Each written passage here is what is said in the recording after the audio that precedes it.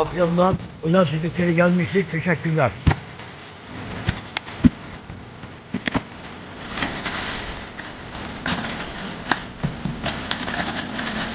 Hay maşallah, neymiş bu ya? Hakiki adamı, hakiki. Normal, teşekkürler.